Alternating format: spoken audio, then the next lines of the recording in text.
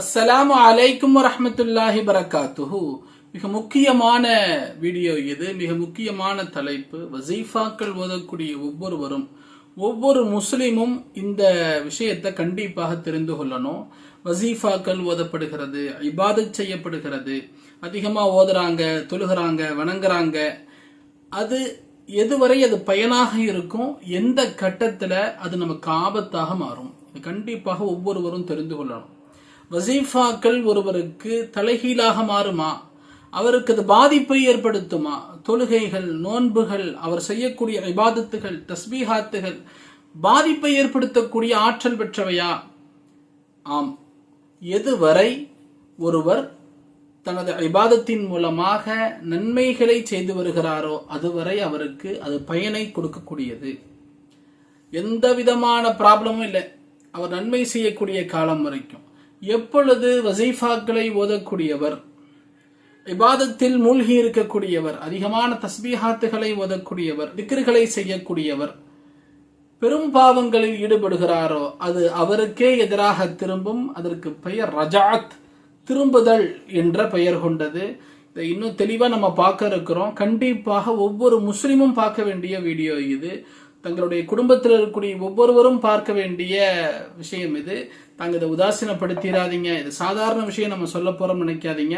நிச்சயமாக தங்களுடைய வாழ்க்கை இதற்கு பிறகு மிக சிறப்பாக மாற இருக்கிறது. நிச்சயமாக தங்களுடைய உள்ளத்தை இந்த வீடியோ உழுக்கும். தங்களுக்கு நிச்சயமாக மாற்றத்தை இன்ஷா அல்லாஹ் ஏற்படுத்தும். அவ்வாறு நாம் செய்யக்கூடிய இபாதத்துகள், வசீஃபாக்கள் தலைகீழாக மாறினால், நமக்கு எதிராக திரும்பினால் என்ன நடக்கும்? அந்த பாவத்தில் ஈடுபட்டவர்கள், ஒரு இபாதத்திற்கு பிறகான பெரும்பாவங்களில் ஈடுபடக்கூடியவர்கள் பைத்தியமாகி விடுவார்கள். அவர்கள் தங்களுடைய நகங்களை கொண்டு தங்களை தாங்களே கீறிக்கொள்ளக்கூடிய நிலைக்கு ஆளாவார்கள். குழந்தைகளை போன்று மாறிவிடுவார்கள்.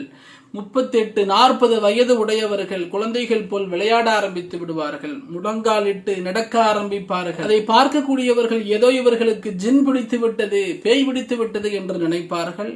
இல்லை, மாறாக அது ரஜாத்தாகி இருக்கிறது. அவர்கள் செய்த பெரும்பாவத்தின் காரணத்தினால் அவர்கள் செய்த இபாதத்தை அவர்களுக்கு எதிராக திரும்பி இருக்கிறது. எல்லாத்தையும் ஜின் அல்லது ஷைத்தானோட நம்ம பொருத்தி பார்க்க கூடாது. அப்பாவிகள் போலவும் இது தானாக அல்லாஹ் நமக்கு தரக்கூடிய சோதனை போலவும் நினைத்திடக்கூடாது. சில சமயங்கள்ல நம்ம செய்யக்கூடிய செயல்களுடைய விளைவுகளின் காரணத்தினால் இது போன்ற கடுமையான தண்டனைகள் நிகழ வாய்ப்பு இருக்கிறது. அந்த செயல்கள் பெரும்பாவங்களாக இருக்கக்கூடிய சூழ்நிலையில் அவர்கள் செய்யக்கூடிய இபாதத்தை அவர்களுக்கு பிரச்சனையாக மாறுகிறது. சிலர் என்ன செஞ்சிடறாங்கன்னா, வசீஃபாக்கள் ஓதுறாங்க அல்லது தர்காவிற்கு சென்று தங்களுடைய நோக்கங்களை அவங்க அங்க முறையிடுறாங்க. ஆனா அந்த வசீஃபாக்களை ஓதிய பிறகு அந்த தர்காவிற்கு சென்று அவர்கள் அங்கு முறையிட்ட விஷயங்கள் அவங்களுக்கு நடக்கப்பட்ட பிறகு அவங்க அதை மறந்துடுறாங்க. அதுக்கப்புறம் அவங்களுக்கு எந்த விதமான சூழலும் நடக்காத மாதிரியான ஒரு சூழலுக்குள்ள போயிடுறாங்க. மற்றவர்கள்ட்ட அதெல்லாம் தேவையில்லை, அதெல்லாம் ஓத தேவையில்லை, என்ன வசீஃபாக்கள், குரான் ஓதனா போதும், தர்காவுக்கு எதுக்கு போய்கிட்டு அப்படின்னு சொல்லி மற்றவங்கள்ட்ட சொல்றாங்க. இப்படி நடக்குமான்னு யோசிக்காதீங்க. இப்படி நிறைய நபர்கள் இருக்கிறாங்க. செய்வது ஒன்னாக இருக்கும், சொல்றது ஒன்னாக இருக்கும். எதை அவங்க மற்றவங்களுக்கு செய்ய வேணாம்னு சொல்றாங்களோ தர்காவுக்கு அவங்க கரெக்டா போயிருவாங்க. ஆனா மற்றவங்களுக்கு போகாதீங்க அப்படின்னு சொல்லுவாங்க. அவங்க உள்ள கரெக்டா ஓதிக்குவாங்க. மற்றவர்களுக்கு இதெல்லாம் தேவையில்லை, நம்ம அல்லாட்ட துவா செஞ்சா போதும் அப்படிங்கிற வார்த்தையை சொல்லுவாங்க.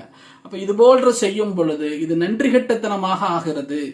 அவர்களுக்கு அவர்களுடைய அந்த வசீஃபாக்கள், அவர்களுக்கு அந்த இபாதத்துகள், அந்த தர்காவினுடைய தொடர்பே அவர்களுக்கு எதிராக மாறிவிடும். உதாரணமாக நாம் ஆயத்தை கரீமா ஓதி நமக்கான ஒரு தேவை அல்லாஹ்விடத்தில் கேட்கிறோம், அல்லாஹ் அதனை தந்துவிட்டான். பிறகு நாம் ஒரு கணவராக இருக்கிறோம், மனைவிக்கு மாறு செய்கிறோம், துரோகம் செய்கிறோம். அல்லது ஒரு மனைவியாக இருக்கிறோம், தன்னுடைய கணவனுடைய கடமைகளை சரிவர நிறைவேற்றாமல் இருக்கிறோம், அவருக்கு மாறு செய்கிறோம். அல்லது ஒரு சகோதரராக இருந்து மற்றொரு சகோதரருடைய உரிமையை பறிக்கிறோம். அல்லது ஒரு அந்தஸ்தில் மூத்தவராக இருந்து பெரியவராக இருந்து மற்றவர்களை நாம் மிக மோசமாக நடத்துகிறோம், அவர்களின் மீது அநியாயம் நிகழ்த்துகிறோம். இப்படியாக எதுவாக இருந்தாலும் தாங்கள் ஒரு திருமணமாகாத நபராக இருந்து தங்களுடைய கண்களால், தங்களுடைய கைகளால், தங்களுடைய உடலுடைய உறுப்புகளால், மனதால் தாங்கள் ஒரு மாறுபட்ட செயலை செய்கிறீர்கள், ஆபாசமான விஷயங்களை தாங்கள் பார்க்கிறீர்கள். இப்படி எதுவாக இருந்தாலும் அல்லாஹுவினுடைய ஆயத்துக்களை ஓதி அதன் மூலமாக பயன்பெற்ற பிறகு அந்த வார்த்தைகளை மறந்துவிட்டு அந்த கண்ணியத்தை மறந்துவிட்டு நாம் ஒரு பாவத்தில் ஈடுபட்டால் அந்த வசீஃபா நமக்கு எதிராக மாறிவிடும். அது ரஜாத்தாக மாறும். மிகப்பெரிய சிரமங்களை அது கொண்டு வந்து சேர்க்கும். இதை விளக்கக்கூடிய ஷேக் அவர்கள் அவர்களுடைய வாழ்க்கையில் நடந்த ஒரு சம்பவத்தை நமக்கு குறிப்பிடுகிறார்கள். ஒரு 18 வயது வாலிபர், அவர் மிகுந்த நல்ல குடும்பத்தை சார்ந்தவர். திடீரென்று அவர் பிதற்ற ஆரம்பிக்கிறார். குழந்தைகளை போன்று நடக்க ஆரம்பிக்கிறார். அவர் ஏதேதோ பேசிக் கொண்டிருக்கிறார். அவருடைய சுயநினைவிலேயே அவர் இல்லை. அசுத்தத்திற்கும் சுத்தத்திற்கும் மத்தியில் உள்ள வேறுபாடு அவருக்கு தெரியவில்லை. நன்றாக இருந்தவர். பல நாடுகளுக்கு சென்று அவர்கள் பார்த்து விட்டார்கள். பல நபர்களை சந்தித்து விட்டார்கள். சிலர் செய்வனை என்கிறார்கள், சிலர் அவருடைய ஜின் ஏதோ பிடித்திருக்கிறது என்கிறார்கள். எல்லாம் பார்த்தாகிவிட்டது. ஆனால் அவர் சரியாகவில்லை. இந்த ஷேக் அவர்கள் கூறுகிறார்கள், நான் உங்களது மகனை பார்க்கலாமா? அவர்கள் முன்பதாக அமர்த்தப்படுகிறார். ஏதோ பிதற்றிக் கொண்டிருக்கிறார். அந்த ஷேக் அவர்கள் கூறுகிறார்கள், எனக்கு ஒரு பழக்கம் உண்டு. யாராவது என்னிடத்தில் பிரச்சனைக்காக வந்தால் நான் அவர்களை எனக்கு முன்பதாக அமர வைப்பேன். அதனோடு அவர்களுடைய உறவினர்களை அமர வைப்பேன். ஆனால் அவர்களிடத்தில் பேசும் பொழுது மிக முக்கியமான சமயத்தில் அவர்களுடைய உறவினர்களை சற்று தள்ளி அமர வைப்பேன். அவர்கள் முன்பதாகவே தான் பேசுவேன், தனியாக பேச மாட்டேன். ஆனால் சற்று தள்ளி அமர வைத்து அவர்கள் பார்க்கும்படியாக அமர வைத்து அவர்களுடன் நான் உரையாடுவேன். அவர்களுடைய பிரைவசி பாதித்து விடக்கூடாது என்பதற்காக, அவர்கள் விஷயத்தை இடத்தில் தெளிவாக சொல்ல வேண்டும் என்பதற்காக சொல்லிவிட்டு கூறுகிறார்கள், நான் அவனது பெற்றோரிடத்தில் நீங்கள் அருகில் அமர்ந்தால் அவர் உண்மையை கூற சற்று தயங்குவார், சற்று தள்ளி அமர்ந்து கொள்ளுங்கள் என்று கூறினேன். அவர்களும் தள்ளி அமர்ந்து கொண்டார்கள். இந்த வாலிபரிடத்தில் பேச ஆரம்பித்தேன். உண்மையில் என்ன நடந்தது என்று கேட்டேன். அவர் சற்று என்னை உற்று பார்த்தார். நான் மீண்டும் கேட்டேன், ஆம், உண்மையில் என்ன நடந்தது என்று சொல்லுங்கள் என்று கேட்டவுடன் அவரது உடல் மொழி சற்று மாறியது. அவர் ஏதோ ஒன்றை உணர்ந்தவர் போல், ஞாபகம் வந்தவர் போல் அழுக ஆரம்பித்தார். நான் அவரை தேற்றினேன். நான் உனது சகோதரனை போன்றவன், என்னிடத்தில் கூறு என்று கூறினேன். அவர் கூறினார், நான் ஒரு பெரும் பாவத்தை செய்துவிட்டேன். நான் பள்ளியில் படிக்கும் பொழுது ஒரு சிறுவனை பார்த்தேன். அவனிடத்தில் தவறாக நடந்து கொண்டேன் என்று கூறினார். நான் அவரிடத்தில் சரி, புரிகிறது என்று கூறிவிட்டு அவரது பெற்றோரை அழைத்தேன். இவர் ஏதாவது வசீஃபாக்களை ஓதுகிறாரா என்று கேட்டேன். அந்த பெற்றோர்கள், இல்லை, இவனோ 18 வயது தானே, இவன் என்ன வசீஃபாக்கள் ஓத போகிறான் என்று கூறினார்கள். இவர் தினசரி குர்ஆன் ஓதும் பழக்கமுடையவரா என்று கேட்டேன். அவர்கள், இவன் ஹாஃபில், 14 வயதிலேயே ஹாஃபில் ஆகிவிட்டார், இப்பொழுது 18 வயதாகிறது என்று கூறினார்கள். நான் கூறினேன், இதோ உங்களது கேள்விக்கான பதில் கிடைத்து விட்டது. இவர் குர்ஆனுடைய ஹாஃபில், தனது உள்ளத்தில் குர்ஆனை ஏந்தக்கூடியவர். குர்ஆன் பரிசுத்தமானது, தூய்மையானது, அது தூய்மையை எதிர்பார்க்கும். இவரோ ஒரு பெரும் பாவத்தை செய்திருக்கிறார். அப்பொழுது இவர் ஓதிய குர்ஆன் இவருக்கு தலைகீழாக மாறிவிட்டது, எதிராக மாறிவிட்டது, இவரை பைத்தியம் போன்று ஆக்கிவிட்டது.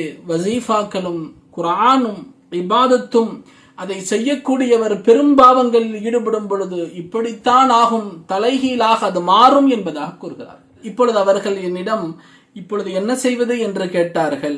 நான் அவர்களுக்கு ஒரு தீர்வை கூற ஆரம்பித்தேன். தங்களுடைய பொருளாதாரத்திற்கு ஏற்றவாறு மாதம் குறிப்பிட்ட அளவு ஹசரத் ஹாஜா முஐனுத்தீன் சிஷ்தி ரஹ்மத்துல்லாஹி அலை அஜ்மீரில் அடங்கியிருப்பவர்கள், அஜ்மீருடைய தர்காவிற்காக தாங்கள் ஒரு தொகையை, ஒரு நியாஸை தாங்கள் தொடர்ந்து செலுத்தி வாருங்கள், தங்களுடைய பொருளாதாரத்திலிருந்து ஒரு சிறு தொகையை அங்கு கொடுத்து வாருங்கள் என்றேன். அவர்கள் சம்மதித்துக் கொண்டார்கள்.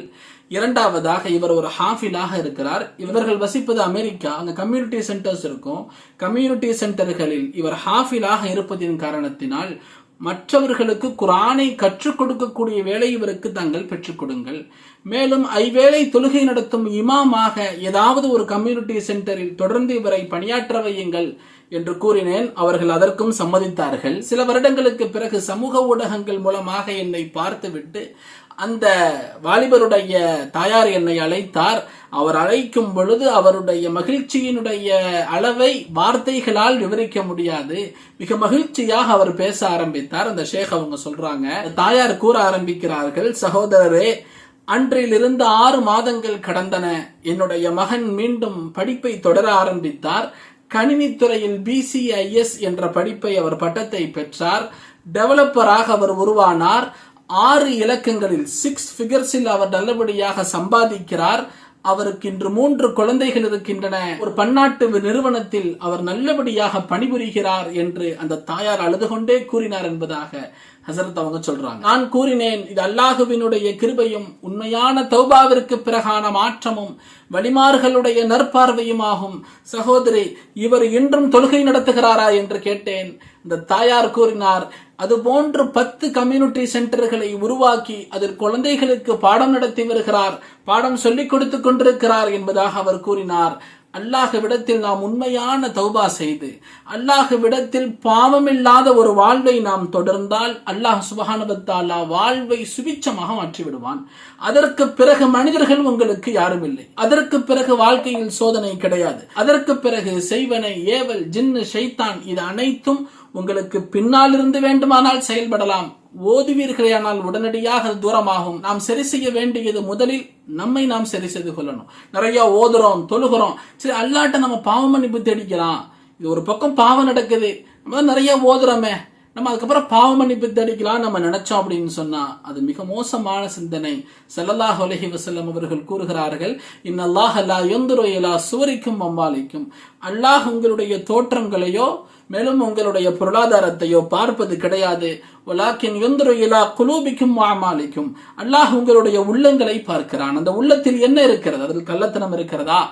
அதில் கள்ளத்தனம் இருக்கிறதா? இதோ இப்பொழுது இந்த பாவத்தை செய்துவிட்டு அல்லாஹ்விடத்தில் மன்னிப்பு கேட்டுக் கொள்ளலாம். இஸ்திக்ஃபாரினுடைய நன்மை பெரிதாயிற்றே, தௌபாவினுடைய நன்மை பெரிதாயிற்றே, அல்லாஹ்விடத்தில் மன்னிப்பு கேட்கலாம். மனிதர்கள்னாலே பாவம் செய்யறவங்க தானே, நம்ம பாவம் இப்ப செஞ்சுக்கலாம், யாருக்கு தெரிய போகுது என்று இருந்தால் அது தவறானது. அல்லாஹ் உங்களுடைய செயல்களை பார்க்கிறான். ஸல்லல்லாஹு அலைஹி வஸல்லம் சொல்றாங்க. அன்பானவர்களை, எல்லாமே செய்வனை அல்ல, நம்முடைய செயல்களும் நமக்கு எதிராக திரும்பும். நமது தவறை உணர்ந்து மாற்றிக்கொள்ளக்கூடிய எண்ணம் நமக்கு இருக்க வேண்டும். வல்ல அல்லாஹ் சுப்ஹானஹு வ தஆலா நம்முடைய வாழ்வை பாவமற்ற வாழ்வாக அல்லாஹ் ஆக்கியருள் புரிவானாக. அல்லாஹ் தன்னுடைய பொருட்டை கொண்டு நமது பாவங்களை அல்லாஹ் மன்னித்தருள் புரிவானாக. எல்லாவிதமான பாவங்களில் இருந்தும் அவனாகவே நம்மை பாதுகாத்தருள் புரிவானாக. நம்மை நாம் கட்டுப்படுத்திக் கொள்ளக்கூடிய பாக்கியத்தை, நமது நஃப்ஸை அடக்கக்கூடிய பாக்கியத்தை அல்லாஹ் நமக்கு தந்தருள் புரிவானாக. அவனை அஞ்சி நடக்கும் பாக்கியத்தை தருவானாக. ஆமீன். இது போன்று பல்வேறு தலைப்புகளும் சாதியா மீடியா தொடர்ந்து பயணித்து வருகிறது. தாங்களும் இந்த சாதியா மீடியாவை சப்ஸ்கிரைப் செய்து கொள்ளுங்கள். இந்த வீடியோ தங்களுக்கு பயணத்தை லைக் பண்ணுங்க. இதை மற்றவர்கள் வரை ஷேர் செய்யுங்க. கண்டிப்பாக குடும்பத்தில் எல்லோருக்கும் இந்த விஷயத்தை தாங்க சொல்லுங்க. நிறைய பேர் பாவத்தை ஒரு பெரிய விஷயமாக நினைக்காம வாழ்றாங்க. நம்ம கமெண்ட் பாக்ஸில் நிறைய பேர் சொல்லுவாங்க, நம்ம நிறைய ஓதிட்டேன், எனக்கு ஒண்ணுமே நடக்கல. அதெல்லாம் நிறைய அல்லாஹ்வை திட்டுறவங்க எல்லாம் இருக்கிறாங்க. நம்ம பார்க்க வேண்டியது நம்மள்ட்ட என்ன பிரச்சனை இருக்கு.